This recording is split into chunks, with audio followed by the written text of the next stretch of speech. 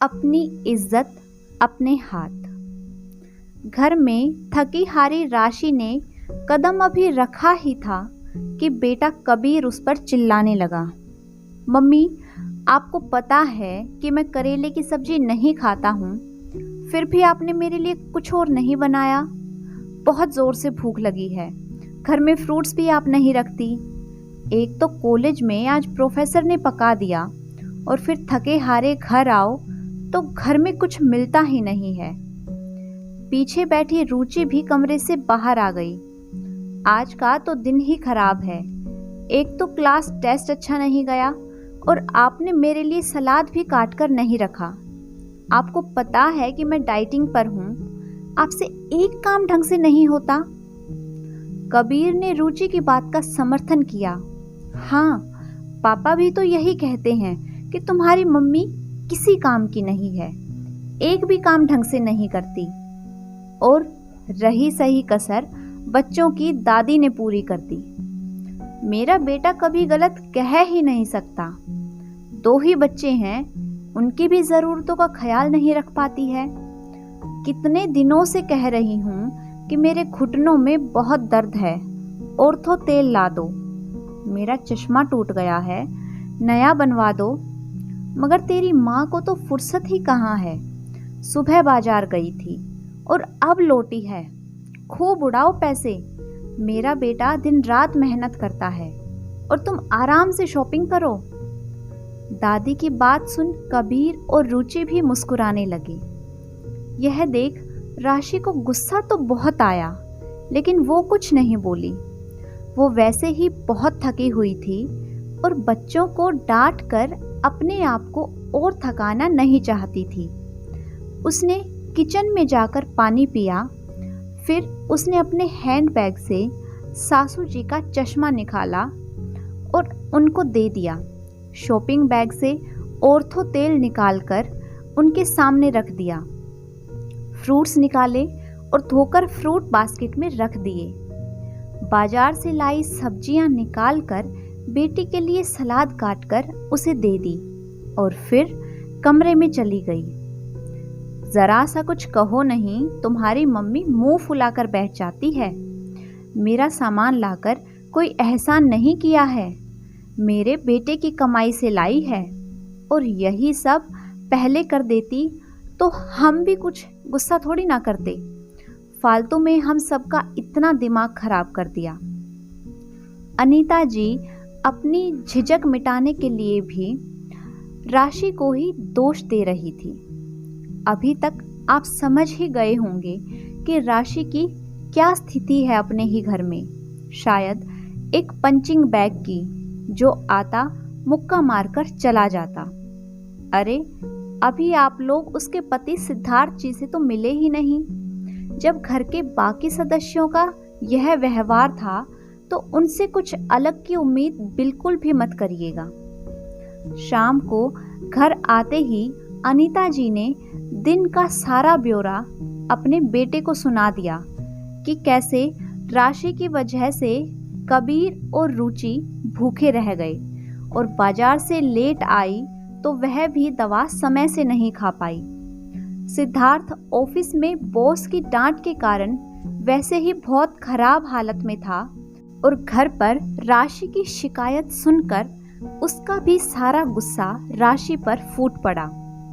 यार, तुम करती क्या हो घर में? ऑफिस में बॉस की डांट सुनो और घर पर आकर तुम्हारे काम चोरी की शिकायतें सुनो। किसी काम की नहीं हो तुम।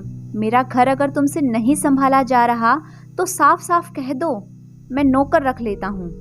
कम से कम इस रोज रोज की शिकायतों से तो बच जाऊंगा।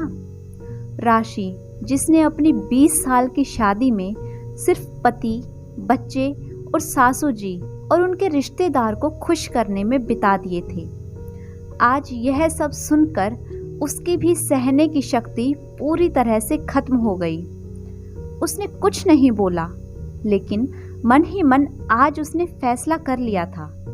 उसने 2-4 जगह फोन किए और रात का काम खत्म किया और सो गई।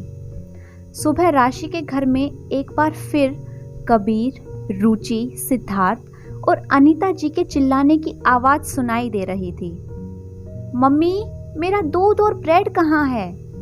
मुझे आज टोस्ट चाहिए। बहू, मेरे लिए आज उपमा बना देना। राशि, मेरा टिफिन और नाश्ता कहाँ है? राशि किचन से निकलकर आई और बोली, आप सभी को क्या, कैसे और कितना खाना है इसे बता दीजिए। किचन से एक औरत तभी बाहर आई।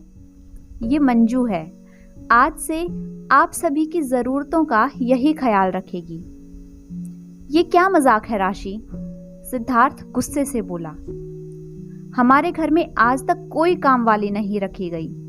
तुम्हें तो सिर्फ मेरे बेटे की कमाई लुटाना आता है। ये घर का काम करेगी तो तुम क्या करोगी? अनीता जी भी गुस्से में बोली। मम्मी जी, मैं वही करूंगी जो 20 साल से आप लोगों की नज़रों में करती आई हूँ, आराम। और सिद्धार्थ, आपने कल कहा था कि अगर मुझसे आपका घर नहीं संभल रहा है तो मैं आपको साफ साफ कह दूं, आप नौकर रख लेंगे। तो आज मैं आपको और बाकी लोगों को साफ साफ बता रही हूँ कि अब मुझसे आपका घर नहीं संभाला जाएगा। आप सभी को तकलीफ ना हो इसलिए मंजू को काम पर रख दिया है। अब आपको जो चाहिए, जितना चाहिए, सब मंजू को समझा दीजिएगा। राशि, यह क्या नाटक शुरू कर दिया है? राशि की बात से बुखलाया सिद्धार्थ गुस्से से बोला, नाटक? ये नाटक नहीं है। नाटक तो आज तक आप सब मेरे साथ करते आए हैं। आप पति बनने का, सासू जी माँ बनने का, और कबीर और रुचि, अब इनको तो क्या ही कहूँ मैं। आज तक इस घर को अपना समझकर संभालती आई हूँ, पर मुझे कल ही पता चला कि वो तो मेरा है ही नहीं। मेरी औकात इस घर में नौकर की है, या फिर शायद उससे भी बुरी। सुबह से लेकर रात तक सिर्फ और सिर्फ आप लोगों के बारे में सोचती हूँ, चिंता करती हूँ, लेकिन कभी बदले में मीठे 2 बोल नहीं मिलते। राशि सासू माँ को देखकर बोली, मम्मी जी, मैं बाजार जाकर आपकी, बच्चों की और आपके बेटे की ज़रूरतों का सामान लेने गई थी। आपके बेटे की कमाई से अपने लिए कुछ नहीं लाई। थकी हारी धूप में घर आई, मगर किसी ने एक गिलास पानी भी नहीं पूछा मुझसे। उल्टा शिकायतों का पिटारा लेकर सब शुरू हो गए मुझ पर चिल्लाने के लिए। कबीर के कॉलेज में कुछ गलत हुआ तो उसका गुस्सा मेरे ऊपर निकाल दिया। रुचि का पेपर खराब हुआ तो उसने भी अपना गुस्सा मुझ पर निकाल दिया। सिद्धार्थ को बॉस से डांट पड़ी तो उसका फ्रस्ट्रेशन भी मुझ पर निकाल दिया। और मम्मी जी, आप पता नहीं मुझसे कौन से जन्म की दुश्मनी निकाल रही हैं कि कभी आज तक प्यार के आपने 2 मीठे बोल ही नहीं बोले मुझसे। आप सभी ने मुझे पंचिंग बैग समझ लिया है, जिसका मन करता है आता है और अपनी भड़ास और चिड़चिड़ापन निकालकर चल देता है। हर बात पर मुझे छिड़क दिया जाता है। कभी भी आप लोगों ने मुझसे पूछा कि तुम्हें कोई तकलीफ है या तुम्हारी कोई चाहत है? इसमें आप लोगों की कोई गलती नहीं है, क्योंकि हम औरतों को अपनी इज्जत करवाना आता ही नहीं है। मम्मी जी, आपका बेटा अगर ऑफिस में मेहनत करता है तो मैं भी दिन रात घर में मेहनत करती हूँ।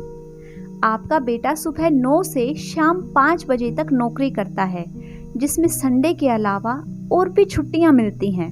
लेकिन मैं 24 घंटे, और वो भी बिना छुट्टी लिए, आपके बेटे का घर संभालती हूँ। सबको उनकी ज़रूरतों की हर चीज़ सही तरीके से मिल जाती है। फिर भी मुझे कहा जाता है कि मैं किसी काम की नहीं हूँ और ना ही मैं ढंग से कोई काम करती हूँ। इसलिए मैं आज और अभी से आपके घर की जिम्मेदारी छोड़ रही हूँ। अपने कमरे में जाते हुए राशि पलटकर बोलती है, सिद्धार्थ, औरत सारी जिंदगी अपने वजूद को भुलाकर मकान को घर बनाने में लगा देती है और बदले में सिर्फ यही चाहत रखती है कि घर के सभी सदस्य उसे सम्मान दें, उससे प्यार के 2 मीठे बोल बोलें। लेकिन अफसोस, मैं पूरे घर की ज़रूरतों का ख्याल रखती हूँ, लेकिन तुम सब मिलकर भी मुझ अकेली का ख्याल ना रख सके। जिंदगी का कड़वा सच सुनकर सभी की आंखें शर्म से झुक गई। सच ही तो कहा था राशि ने। सभी ने जाने अनजाने में उसे पंचिंग बैग समझ लिया था। अगर आपके घर वाले भी आपके साथ यही व्यवहार कर रहे हैं तो आप भी पंचिंग बैग बनना बंद कर दें। और मैं बाकी लोगों से भी यही कहना चाहूँगी कि आप भी अपने घर की महिलाओं का खास ख्याल रखा करिए, क्योंकि वही होती हैं जो आपको हर सुख दुख में संभालती हैं। उनके बिना घर बिल्कुल सोना हो जाता है। अगर आपको मेरी आज की ये कहानी पसंद आई है तो वीडियो को लाइक कीजिए, शेयर कीजिए। साथ ही अगर आपने अभी तक मेरे चैनल को सब्सक्राइब नहीं किया है तो जल्दी से चैनल को सब्सक्राइब कर लें। Thanks for watching.